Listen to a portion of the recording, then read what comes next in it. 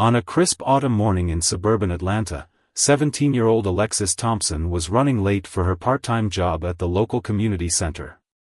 She had saved up for months, working double shifts and weekends, to buy her first car, a used 2012 Honda Civic. The navy blue sedan wasn't fancy, but to Alexis, it represented freedom and the reward of her hard work. As she rushed out of her house, adjusting her name tag and grabbing her water bottle, she noticed a police cruiser slowly driving past her driveway. She thought nothing of it, focused on making it to work on time to help with the children's morning programming. Alexis had been volunteering at the center since she was 14, and now as a paid youth coordinator, she took her responsibilities seriously. She pulled out of her driveway, carefully checking her mirrors and signals, habits her father had drilled into her during their practice sessions. The same police cruiser that had passed by earlier was now following her. Again, she remained calm, knowing she wasn't doing anything wrong. 3 blocks from her house, the cruiser's lights started flashing. Alexis's heart began to race, but she remembered her parents' teachings about dealing with law enforcement. She pulled over safely, turned off the engine, and placed her hands where they would be visible on the steering wheel. Through her rearview mirror, she watched the officer approach, his hand resting on his holster. License and registration, the officer demanded before she could even roll her window down completely. His tone was harsh, accusatory. Officer Bradley, as his nameplate read, was a middle-aged man with graying temples and deep frown lines. "Yes, sir," Alexis replied politely, reaching slowly for her glove compartment where she kept her documents. "May I ask why I'm being pulled over?" The officer's response made her blood run cold. "This vehicle was reported stolen last night. Step out of the car slowly with your hands where I can see them." Confusion and fear washed over Alexis. "Sir, there must be some mistake. This is my car. I bought it 3 months ago. I have all the paperwork." "Out of the vehicle now." Officer Bradley's voice rose, and Alexis noticed a second patrol car pulling up behind them. With trembling hands, she unbuckled her seatbelt and stepped out as instructed. The morning commuters slowed down to watch the scene unfold, and Alexis felt her cheeks burn with embarrassment.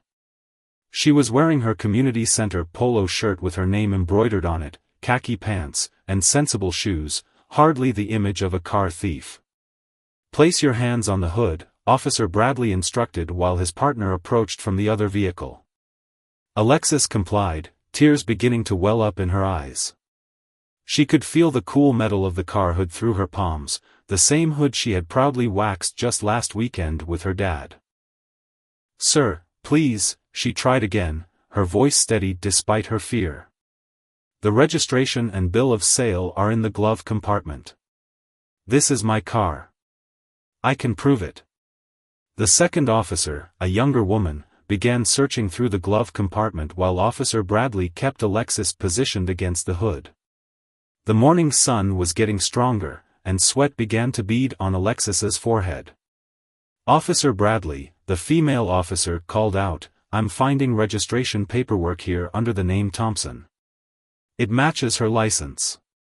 But Officer Bradley wasn't convinced. "Could be forged. Run it through the system." As they waited for verification, Alexis's phone began buzzing in her pocket. She knew it was probably her supervisor at the community center wondering where she was. The thought of letting down the kids she was supposed to be helping made her throat tight with anxiety. "Sir," she said, gathering her courage, "I'm late for my job at the community center. There are children waiting for their morning program. Could you please just verify the paperwork? I can call my parents, they have copies of everything." A small crowd had gathered on the sidewalk, and some people had their phones out, recording the incident. Alexis could hear murmurs of concern from the onlookers, and a few seemed to be making calls of their own. After what felt like an eternity but was probably only 10 minutes, the female officer's radio crackled. "Dispatch confirms registration and ownership. No reports of theft on this vehicle." Officer Bradley's stance shifted slightly, but he maintained his authoritative tone. There must be some mistake. The plate number matched a stolen vehicle report. Different year, different model, the female officer corrected, looking at her tablet. The stolen vehicle report was for a 2020 Honda Accord, silver. This is a 2012 Civic, navy blue. The realization of his error slowly dawned on Officer Bradley's face, but he wasn't ready to admit his mistake entirely. Well, young lady, you should know that there have been several car thefts in this area recently. We were just doing our due diligence. Alexis remained composed, though her hands were still shaking. May I have my documents back, please? And may I go? I'm very late for work. The female officer handed back her paperwork with an apologetic look. You're free to go. Drive safely. As Alexis got back into her car, she could hear people from the crowd calling out, asking if she was okay, offering to share their recordings of the incident. She gave them a small wave to indicate she was fine, but inside, she was a tumult of emotions, anger, relief, frustration, and lingering fear. She pulled away from the curb, her hands gripping the steering wheel tightly. In her rearview mirror, she could see the crowd dispersing and the police cruisers pulling away in the opposite direction. Her phone showed 3 missed calls from work, and she knew she'd have to explain what happened. As she drove, her initial shock began to wear off, replaced by a determination to ensure this incident didn't go unaddressed. Her parents had always taught her to stand up for herself, but also to be strategic and smart about confronting injustice. She would talk to them tonight, and together they would figure out the next steps. For now, though, she had a job to do. The community center's familiar brick building came into view, and Alexis took a deep breath, preparing to transform her morning's trauma into a teachable moment for the kids she mentored. Maybe, she thought, this experience would help her better understand the challenges some of them faced, and make her a more effective advocate for change in their community. As she parked her car, she reminded herself firmly. Alexis caught her reflection in the rearview mirror. The scared girl from 20 minutes ago was gone, replaced by someone stronger, more determined. This wasn't the end of the story, not by far. It was just the beginning of something much bigger than a case of mistaken identity on a quiet suburban morning. That evening, Alexis sat at her family's dining room table, her barely touched dinner getting cold as she recounted the morning's events to her parents. Her mother, a high school guidance counselor, listened with growing concern while her father, an IT professional, typed notes on his laptop. And the officer didn't even apologize properly, Alexis concluded, pushing her green beans around her plate. He just made excuses about recent car thefts in the area. Her father looked up from his screen, his usual calm demeanor masking the anger in his eyes. I've already reached out to 3 of my law school classmates who specialize in civil rights cases. This kind of profiling needs to be addressed. Mrs. Thompson reached across the table to squeeze her daughter's hand. How did the rest of your day go, sweetheart? Were you able to focus at work? Alexis managed a small smile, remembering how her supervisor had reacted when she finally arrived at the community center. Instead of being upset about her tardiness, Ms. Rivera had immediately called her into the office, made her a cup of tea, and listened to the whole story. Then, she'd turned it into an impromptu discussion session with the older teens about knowing their rights and maintaining dignity under pressure. Actually, something interesting happened, Alexis said, sitting up straighter. One of the kids' parents works for the local news station. When she heard what happened, she asked if I'd be willing to share my story. Her parents exchanged glances. Her mother spoke first. That's a big decision, Alexis. Are you sure you're ready for that kind of attention? Before Alexis could respond, her phone buzzed with a notification. One of the videos taken by bystanders had already gone viral on social media. The clip showed her standing calmly by her car while Officer Bradley conducted his unnecessary investigation, her community center uniform clearly visible. I think the attention is already here, she said, showing them the video. And maybe that's not a bad thing. This happens to people all the time, but not everyone has witnesses or video evidence. Not everyone has parents who know lawyers or a community that will support them. Her father nodded slowly, pride evident in his expression. Whatever you decide, we're behind you. But let's be strategic about this. If you're going to tell your story, let's make sure it creates real change. Over the next few days, Alexis's story began gaining traction beyond their local community. The police department issued a standard statement about reviewing the incident, but what really caught people's attention was how Alexis handled the aftermath. Instead of just giving interviews, she started documenting her efforts to turn the experience into something positive. She worked with her community center teens to create a Know Your Rights workshop, bringing in friendly police officers who wanted to build better relationships with local youth. One afternoon, about a week after the incident, Alexis was leading a discussion group when Ms. Rivera came in with surprising news. The female officer from that morning, Officer Chen, had reached out to the community center. She wanted to speak with Alexis. "She's in my office," Ms. Rivera said softly. "But only if you're comfortable talking to her." Alexis took a deep breath, straightened her shoulders, and nodded. When she entered the office, Officer Chen was standing by the window in civilian clothes, looking nervous. "Thank you for agreeing to see me," Officer Chen began. "I've been thinking about that morning all week. I should have spoken up sooner, done more to de-escalate the situation." "Why didn't you?" Alexis asked directly, but without hostility. Officer Chen's response was thoughtful. "It's complicated. There's a culture of not questioning your partner, especially as a newer officer. But that's not a good enough excuse. When I saw the video online, saw how it looked through others' eyes, I knew I had to do better." Their conversation lasted over an hour.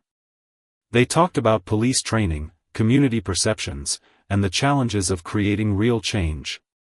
By the end, they had the beginnings of an idea, a joint program between the police department and the community center, focused on building understanding between local teens and law enforcement. That evening, as Alexis drove home in her navy blue Honda Civic, she reflected on how differently things might have turned out if she'd let anger or fear dictate her response. Her car, which had briefly been a source of trauma, was becoming a symbol of something else: resilience, growth, and the power of turning negative experiences into positive action. At a red light, she noticed Officer Bradley's cruiser in her rearview mirror. This time, though, instead of fear, she felt determination. The light turned green, and she drove on, knowing that while one morning's mistake couldn't be undone, its ripple effects might just help prevent similar incidents in the future. When she got home, she found an email from a national youth leadership organization. They wanted her to speak at their upcoming conference about community policing and youth empowerment. As she sat down to draft her response, she smiled, thinking about how her used Honda Civic had somehow become the vehicle for much more than just getting to work. It had become a catalyst for change. Her mother came into her room, carrying a mug of hot chocolate. "How was your meeting with Officer Chen?" "Surprisingly good," Alexis replied, accepting the mug gratefully. "You know what's funny, Mom? Remember how you always say everything happens for a reason? I think I finally understand what you mean." Mrs. Thompson sat on the edge of her daughter's bed. "Oh? Yeah. If this hadn't happened to me, someone with support, resources, and a platform at the community center, maybe nothing would change. But now, we have a chance to make sure it happens less often to others." As she spoke, her phone lit up with another notification. The police department had announced a formal review of their vehicle theft response protocols and implicit bias training procedures. It wasn't everything, but it was a start. Outside her window, the same street where she'd been pulled over was quiet now, peaceful in the evening light. Her navy blue Honda sat in the driveway, a reminder that sometimes the things that test us most can lead to unexpected opportunities for growth and change.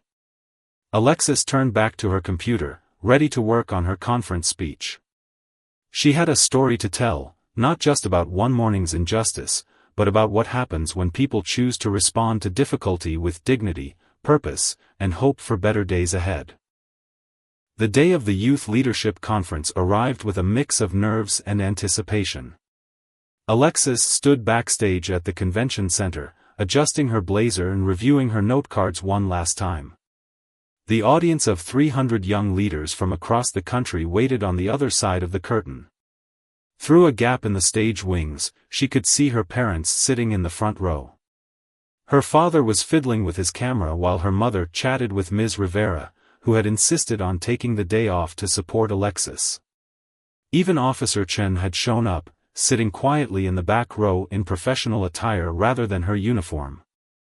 5 minutes, a stage manager whispered, handing Alexis a microphone. Her hands trembled slightly as she clipped it to her lapel, remembering how different things had been just 3 weeks ago. The viral video of her encounter had now reached millions of views, spawning countless discussions about police interactions with young people. The conference organizer's introduction echoed through the speakers. Our next speaker turned a moment of injustice into a movement for change. Please welcome Alexis Thompson. Taking a deep breath, Alexis walked onto the stage. The bright lights felt warm on her face as she looked out at the sea of expectant faces. Many were around her age, their expressions a mix of curiosity and solidarity. 3 weeks ago, she began, her voice steadied despite her racing heart, my biggest worry was being late for work. Today, I'm standing here because of what happened next, not just the incident that many of you have probably seen online, but because of what that moment taught me about the power we all have to create change. As she shared her story, Alexis noticed phones being raised not to record her speech, but to take notes. She talked about the importance of knowing your rights while maintaining your dignity. She described how Officer Chen's willingness to acknowledge mistakes and work toward solutions had shown her that change was possible from both sides. But the real story, she continued, isn't about one traffic stop or one viral video. It's about what happens when communities come together to address systemic issues. At our community center, we've now trained over 50 young people in their rights and responsibilities during police interactions. More importantly, we've created dialogue sessions where teens and police officers can talk openly about their fears, assumptions, and hopes for the future. The audience leaned forward as she described their new initiative, a youth-led advisory council that would work directly with the police department on community relations. Officer Chen had helped push it through, and even Officer Bradley had recently requested to participate in their dialogue sessions. Change doesn't always come from grand gestures or dramatic confrontations, Alexis explained. Sometimes it comes from being willing to have difficult conversations, to listen to perspectives different from our own, and to work together toward solutions. After her speech, during the Q&A session, a young teen raised his hand. "Weren't you scared? How did you stay so calm?" Alexis smiled thoughtfully. "Of course I was scared. But my parents had prepared me for moments like this. They taught me that maintaining my composure wasn't just about staying safe in the moment, it was about being able to advocate for change afterward.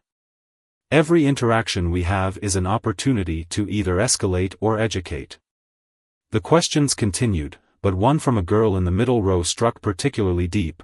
"What would you say to Officer Bradley if he were here today?" The audience grew quiet, waiting for her response. Alexis took a moment before answering, "Would tell him that this isn't about making him the villain or me the victim. It's about recognizing that we all have biases we need to examine and overcome. I would invite him to join us in building a community where such mistakes become less and less common." After the conference, as people gathered in the lobby for refreshments, Alexis found herself surrounded by other young leaders eager to implement similar programs in their own communities. She exchanged contact information with teens from different states, each sharing their own stories and ideas for change. Officer Chen approached her with a smile. That was quite a speech. The department's watching the live stream recording right now. I think you've given us all a lot to think about. As Alexis chatted with various attendees, her phone buzzed with a notification. The local news station wanted to do a follow-up story about the success of their new youth police dialogue program. But what caught her attention was the message that followed. Officer Bradley had requested to be interviewed alongside her. Her father appeared at her elbow, having overheard her reading the message aloud to Officer Chen. "What do you think, sweetheart? Are you ready for that conversation?" Alexis looked around the conference center lobby, at all the young people energized and ready to make a difference in their own communities. She thought about how a simple car purchase had led to this moment, how one frightening morning had transformed into an opportunity for widespread change. "Yes," she said firmly. "Because this was never just about one incident or one officer. It's about creating understanding that leads to real change. And sometimes, that starts with being willing to have the hardest conversations." As she left the conference that evening, driving home in her navy blue Honda Civic, Alexis reflected on how far they'd come in just 3 weeks. The car that had once been a source of controversy was now taking her places she never expected to go, not just physically, but in terms of her role in the community and her vision for the future. Her mother's voice echoed in her head, "Everything happens for a reason." Maybe the reason wasn't just about her own story anymore. Maybe it was about all the stories yet to be written, all the changes yet to come, and all the bridges yet to be built between communities and those who serve them. The morning of the joint interview with Officer Bradley, Alexis arrived early at the local news station. The lobby was quiet except for the gentle hum of air conditioning and the click of her shoes on the polished floor. A young production assistant led her to the green room, where she found Officer Bradley already waiting. The atmosphere was tense at first. Officer Bradley stood when she entered, his usual stern expression replaced by something less certain. He had exchanged his uniform for a business casual outfit, making him appear more approachable than that morning 3 weeks ago. "Thank you for agreeing to this," he said, extending his hand. Alexis shook it, noting how different this interaction felt from their first encounter. "I've been following your work with the community center," he continued. It's given me a lot to think about." Before they could say more, the producer entered to brief them about the interview format. They would be speaking with Angela Richardson, a respected local anchor known for her fair handling of sensitive topics. The segment would be live, running for 15 minutes during the evening news. "Just be honest," the producer advised. "People want to see real dialogue, not scripted responses." As they were led to the studio, Alexis caught her reflection in a hallway mirror. She wore a professional blue dress, her hair neatly pulled back. She looked older somehow, more confident than the teenager who'd been frightened by flashing lights in her rearview mirror. The studio lights were bright, but not as intimidating as Alexis had expected. Angela Richardson greeted them warmly, helping to ease the tension. As the crew made final adjustments, Alexis noticed Officer Bradley fidgeting with his chair, seemingly more nervous than she was. "We're live in 5, 4, 3. The director's countdown ended in silent hand signals. "Good evening," Angela began. 3 weeks ago, a routine traffic stop in our community went viral, sparking important conversations about police interactions with young people. Tonight, we have both parties here to discuss what happened and, more importantly, what's happened since. Welcome, Alexis Thompson and Officer James Bradley." The interview began with a recap of that morning, but quickly moved to deeper territory. Angela asked Officer Bradley what he'd learned from the incident. Watching that video was difficult, he admitted, his voice carrying a weight Alexis hadn't heard before. "I've been on the force for 22 years, and you develop certain habits, certain ways of thinking. But seeing myself through that lens, seeing how my actions affected this young woman who was simply going to work, it forced me to confront some uncomfortable truths about my approach to policing. Alexis listened intently as he continued, describing how he'd started attending the community center's dialogue sessions, at first just observing from the back of the room. "The young people there," he said, glancing at Alexis, "they're not afraid to ask tough questions. But they're also willing to listen. It's teaching me to be a better officer, and honestly, a better person." When it was Alexis's turn to speak, she chose her words carefully. "What happened that morning was scary and unfair," she acknowledged. "But the real story is what happened afterward. Our community chose to turn a negative moment into positive change. Officer Bradley's willingness to engage in these discussions, to listen and learn, that's exactly what we hoped would happen." Angela leaned forward. "And I understand there's been some concrete policy changes as well?" Alexis nodded, explaining how the police department had revised its protocols for vehicle theft responses, implementing new verification steps before initiating stops.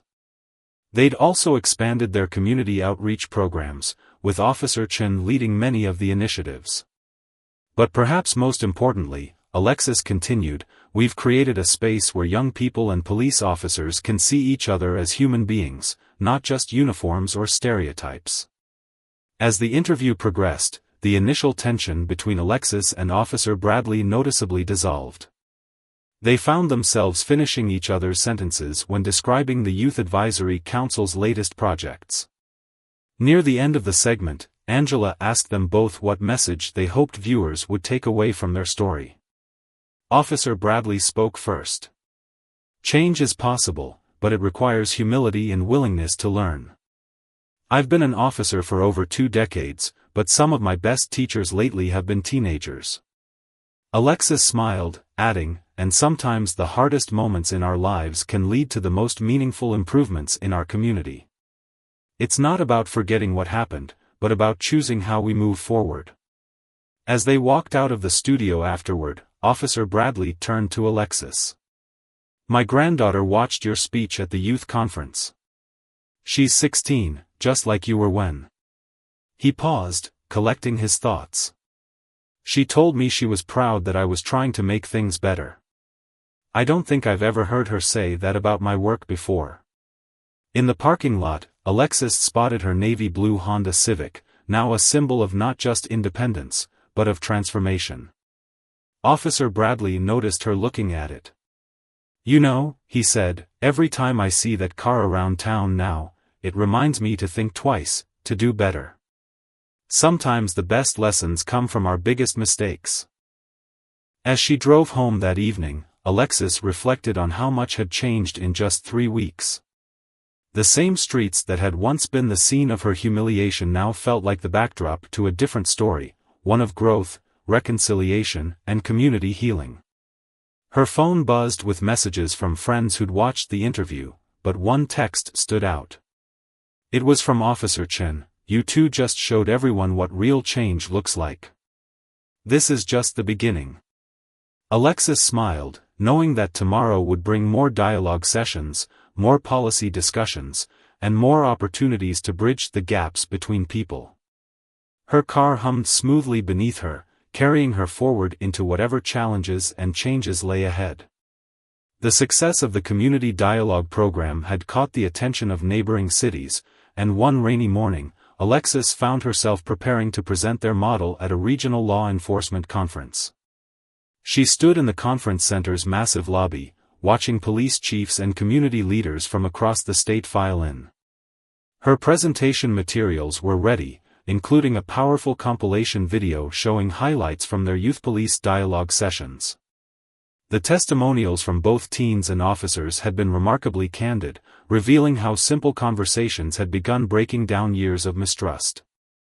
"Ready for this?" Officer Chen asked, appearing beside her. Over the past month, she had become both a mentor and friend to Alexis. Today, they would be co-presenting their program's success story.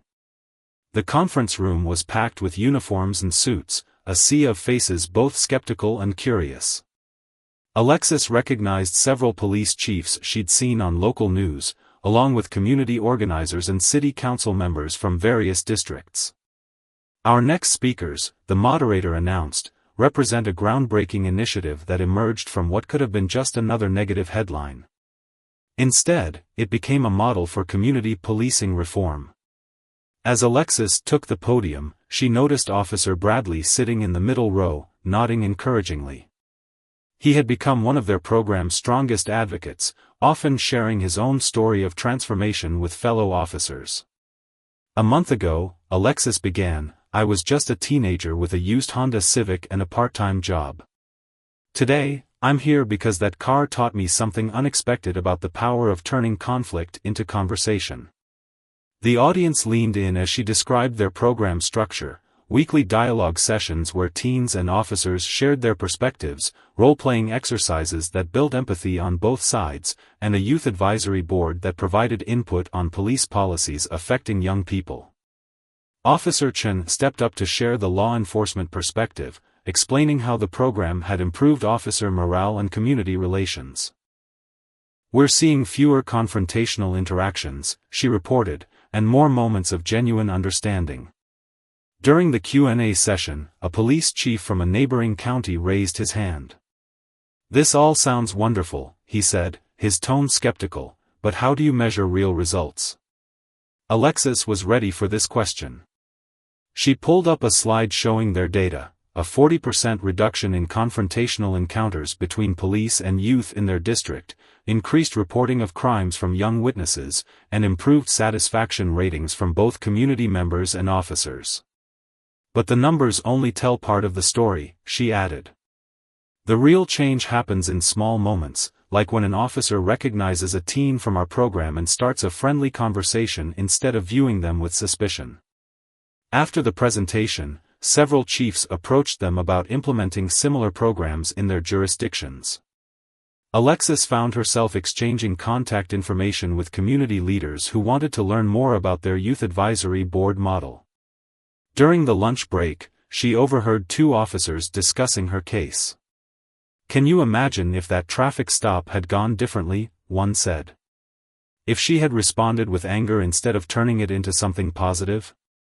Later that afternoon, Alexis participated in a panel discussion about the future of community policing.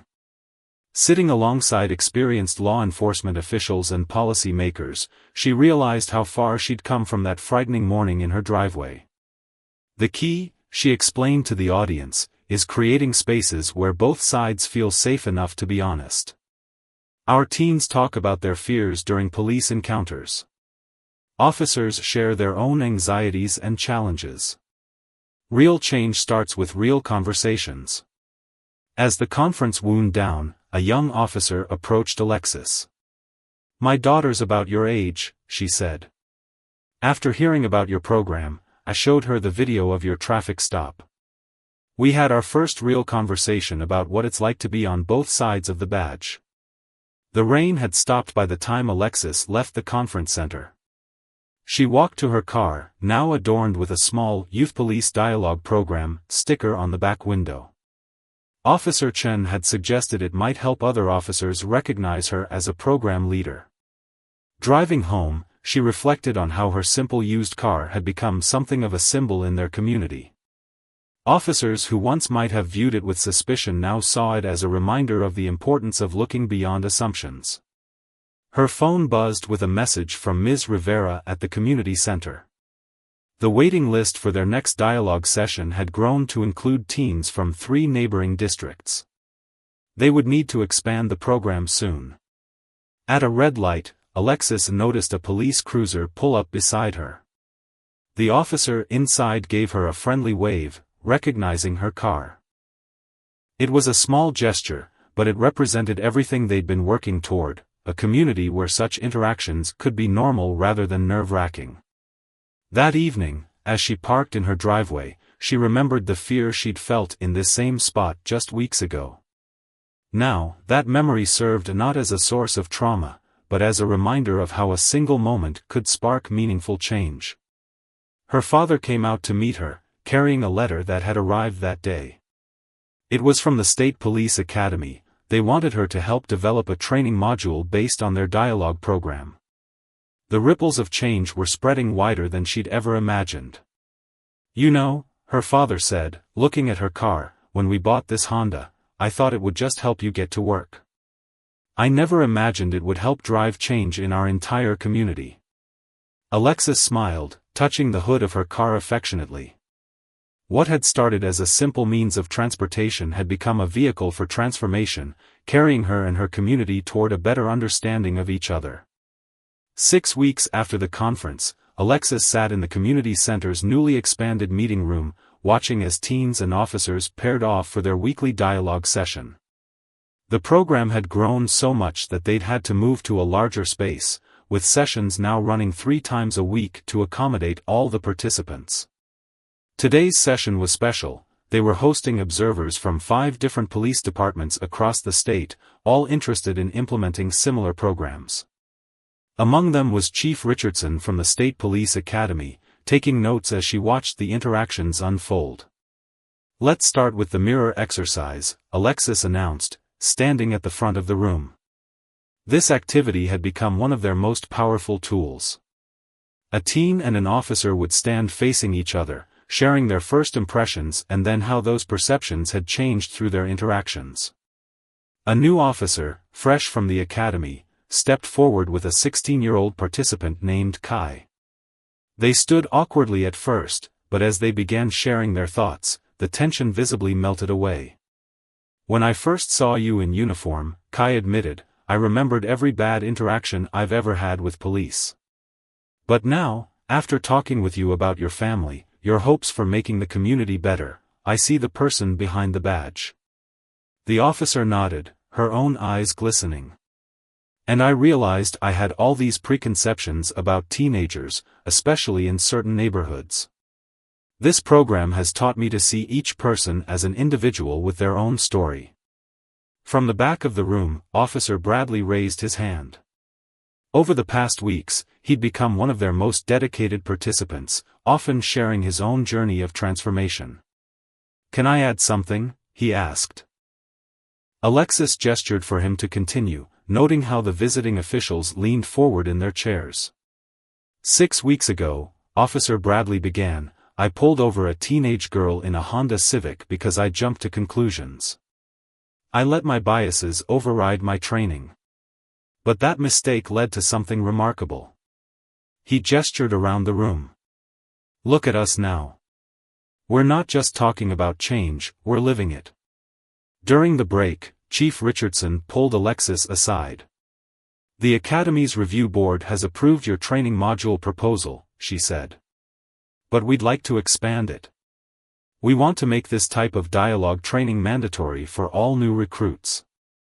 As Alexis processed this news, she spotted her navy blue Honda through the window, parked in its usual spot.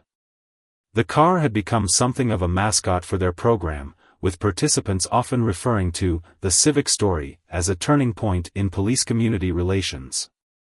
The afternoon session focused on role-playing scenarios, with teens and officers switching roles to better understand each other's perspectives.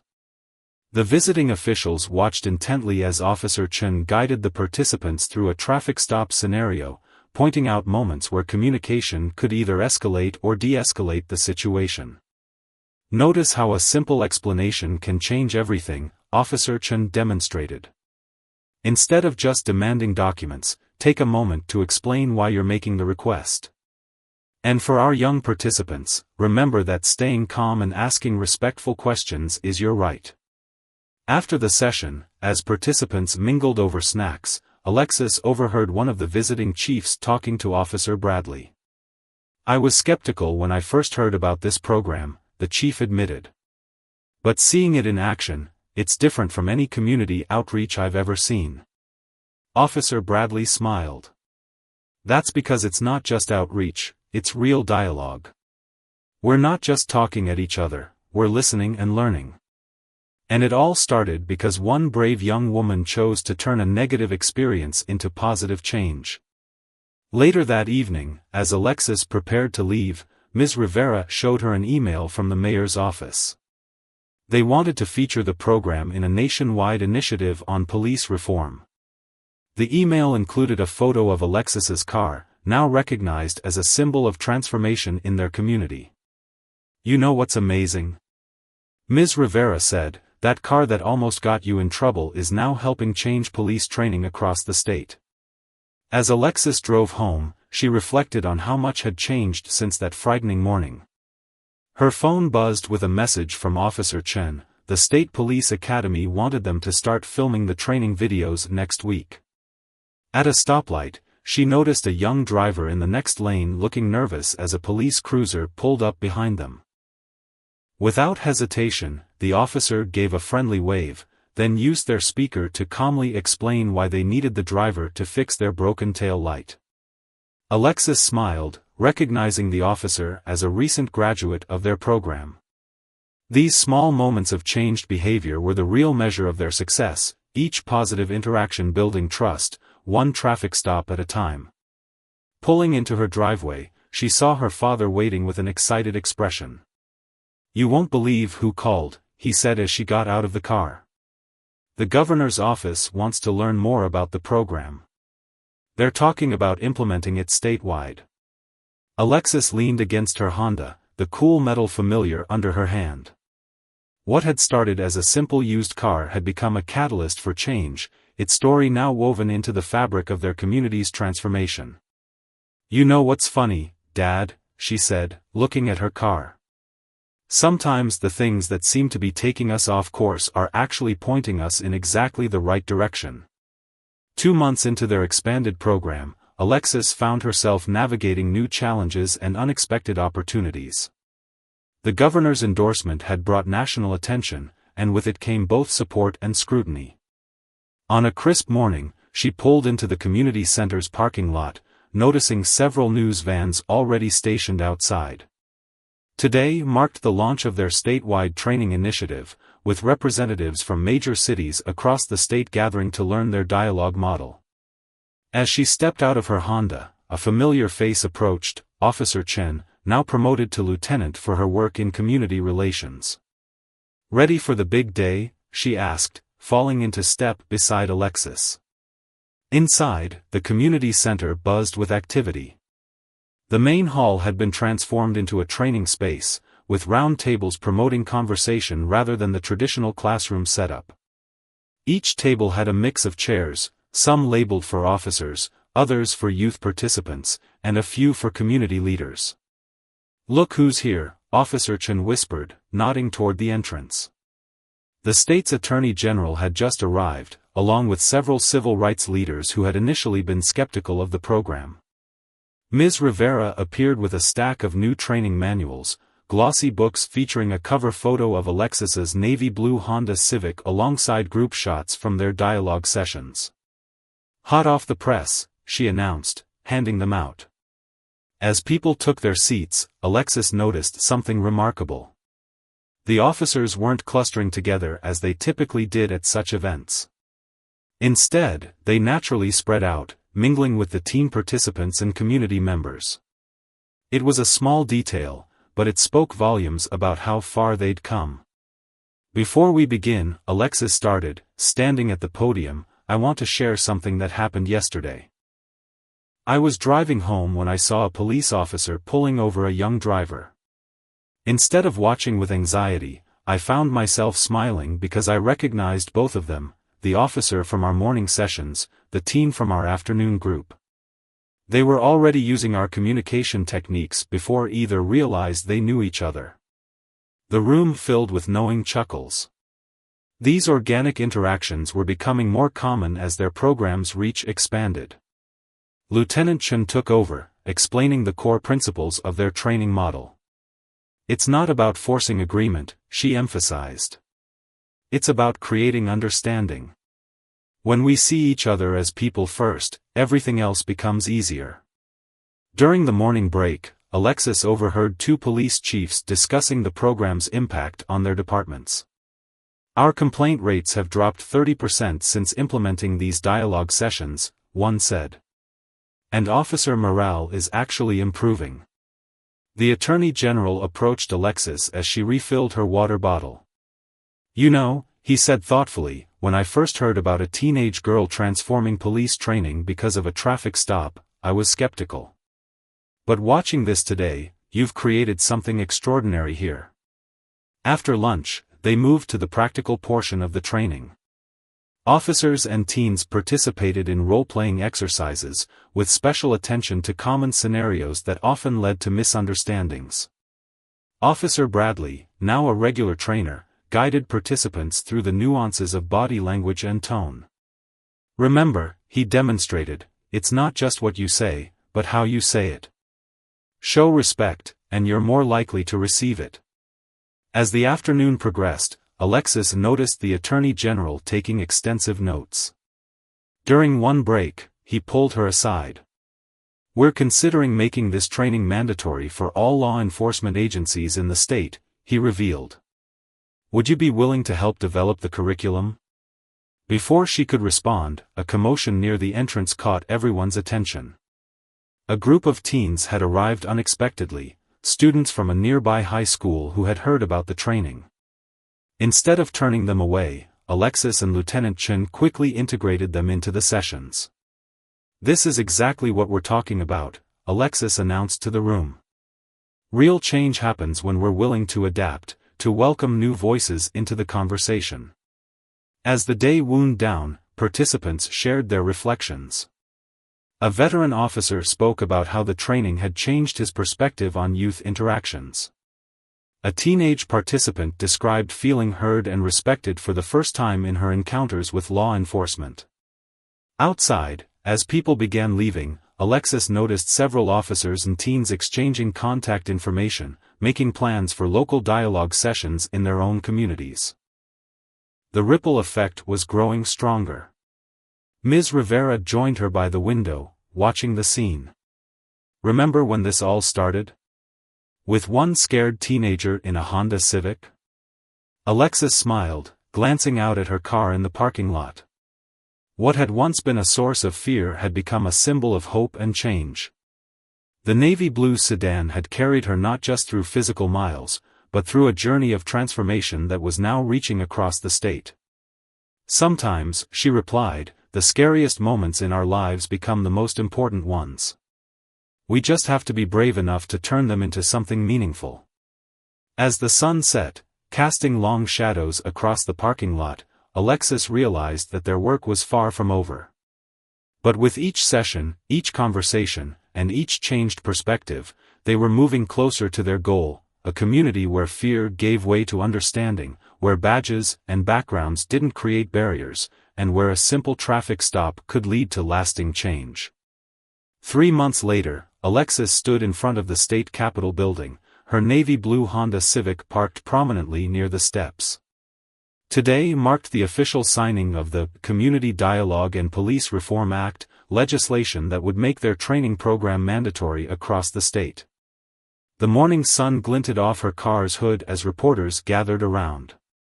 The vehicle had become more than transportation, it was now a living piece of history, a symbol of how one incident could spark meaningful change. Some local artists had even created a mural downtown featuring the Honda Civic alongside images of community unity. "Can you believe it's been 6 months?" Lieutenant Chen asked, straightening her formal uniform as they prepared for the ceremony. She had just been appointed to head the new statewide training division, with Alexis serving as lead youth coordinator. The crowd gathering on the Capitol steps represented the broad coalition their program had built: police officers, community leaders, teenagers, civil rights activists, and government officials. Officer Bradley, recently promoted to sergeant, stood chatting with some of the teens from their original dialogue group. Governor Hayes approached the podium, the leather folder containing the bill visible in her hands. "Today," she began, "we're not just signing a law. We're embracing a new approach to community policing, one that began with a teenage girl, a used car, and the courage to turn confrontation into conversation." Alexis listened from her seat on the stage, remembering that frightening morning that felt both so long ago and just yesterday. Her parents sat in the front row, her father's camera clicking away, her mother wiping proud tears. "This legislation," the governor continued, "makes our state the first to require comprehensive dialogue training for all law enforcement officers. But more importantly, it institutionalizes the principle that understanding between police and community members, especially our young people, is not optional, it's essential. After the signing, as people mingled on the Capitol lawn, Alexis overheard snippets of conversation that made her smile. Police chiefs discussing plans to expand youth advisory boards in their departments. Teenagers scheduling dialogue sessions in their schools. Community leaders sharing success stories from their local programs. Ms. Rivera appeared with exciting news. The community center's program had been selected as a national model by the Department of Justice. They want to study our methods, she explained, to help other states develop similar initiatives. Later that afternoon, Alexis led a small group to her car, where it all began. The Honda's navy blue paint gleamed in the sunlight, the Youth Police Dialogue Program sticker now accompanied by a small commemorative plaque on the dashboard. "You know what's remarkable?" Officer Bradley said, running his hand along the car's hood. "This vehicle could have been just another statistic in our report files. Instead, it became a vehicle for change." The governor joined them, interested in hearing more about the car's story. "We should preserve it," she suggested. "Maybe in the State Museum's Civil Rights exhibition?" Alexis laughed softly. "Thank you, but I think this car still has work to do. Every time I drive it, it reminds people of what we can accomplish when we choose understanding over fear." As the crowd dispersed, Alexis checked her phone. Messages poured in from across the country, other states requesting information about their program, youth groups asking how to start dialogue sessions, police departments seeking training guidance. She sat in her car, taking a moment to reflect. The same seat where she had once gripped the steering wheel in fear now felt like a command center for positive change. The rearview mirror that had once shown flashing police lights now reflected a community transformed. Her mother knocked on the window, holding up her tablet. On the screen was a news article about their program, featuring a photo of Alexis's car alongside stories of improved police-community relations across the state. The headline read, "From traffic stop to transformation, how one moment changed a state." "Ready to head home?" her mother asked as Alexis stepped out. "Actually," Alexis replied, "I need to stop by the community center. We're hosting our first national training session tomorrow, and there's still so much to prepare." As she drove through familiar streets, Alexis noticed small changes that had accumulated over the months. Police officers chatting casually with teenagers on street corners. Community center posters advertising dialogue sessions. Young drivers exchanging friendly waves with patrol cars. At a stoplight, she glanced at her car's hood ornament, remembering the day she'd first brought the Honda home. She could never have imagined then that this modest used car would become a symbol of such significant change. The community center's parking lot was full when she arrived. Preparation for tomorrow's training was already underway. As she parked in her usual spot, she noticed a group of visitors taking photos of her car. "That's the one," she heard someone say. "That's the car that started it all." Alexis smiled, gathering her materials for tomorrow's session. Her navy blue Honda Civic had carried her through a journey far more meaningful than any daily commute. It had transported a community from fear to understanding, from confrontation to conversation, from division to dialogue. And this, she knew, was just the beginning of the road ahead.